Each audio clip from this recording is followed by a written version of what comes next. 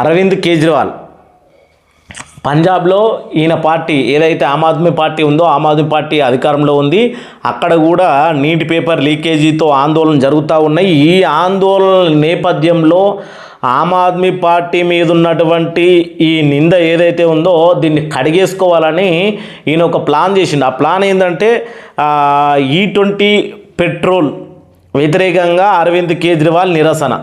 అది ఎప్పుడు నిన్న 4వ తారీఖు నిన్న ఢిల్లీలో. ఇది కూడా మళ్ళీ ప్రధాని నరేంద్ర మోడీ ఇంటికి ముట్టడి. ప్రతి ఒక్కరు అసలు ప్రధాని ఇంటి మీద ఎందుకు పడతా ఉన్నారో అర్థమవుతలేదు. ఇప్పుడు ప్రధాని ఇంటిని టార్గెట్ చేస్తూ ఉన్నారు ప్రతి ఒక్కరు. ఇందులో అరవింద్ కేజ్రీవాల్ అంటే ఆయన ఫస్ట్ ప్లేస్లో ఉన్నాడు. మొన్నటిసారి ఢిల్లీ జంతర్ మంతర్ దగ్గర జరిగినటువంటి ఉద్యమంలో కూడా రాహుల్ గాంధీ ప్రధాని ఇంటి ముట్టడి చేయడానికి ప్రయత్నం చేసిండు. నిన్న కూడా అరవింద్ కేజ్రీవాల్ అంటే ఆయన మొత్తానికి ఈ అరవింద్ కేజ్రీవాల్ ఢిల్లీ మాజీ సీఎం ఆగస్టు 4న ప్రధాని నరేంద్ర మోడీ నివాసం ఇంటి ముట్టడికి పిలుపు ఇవ్వడం జరిగింది. ఈ సందర్భంగా 2 లక్షల మంది సంతకాలతో కూడిన పిటిషను అందజేస్తామని పేర్కొనడం జరిగింది.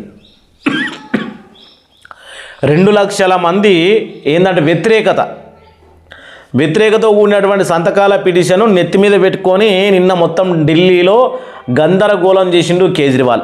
కానీ ఢిల్లీ పోలీసులు ఎక్కడ తగ్గలేదు. ఢిల్లీ పోలీసులు వెంటనే అప్రమత్తమై ఈ అరవింద్ కేజ్రీవాల్ను వీళ్ళను ఆందోళనకారులందరినీ మొత్తానికైతే నరేంద్ర మోడీ ఇంటి ముట్టడి అనేది జరగనీయకుండా చూడడం అయితే జరిగింది. కానీ కేజ్రీవాల్ ప్లాన్ చూడుర్రి, పంజాబ్లో ఆయన ప్రభుత్వం ఎక్కడ పడిపోతూ ఉందో అని ఢిల్లీలో లొల్లి పెడతా ఉన్నాడు.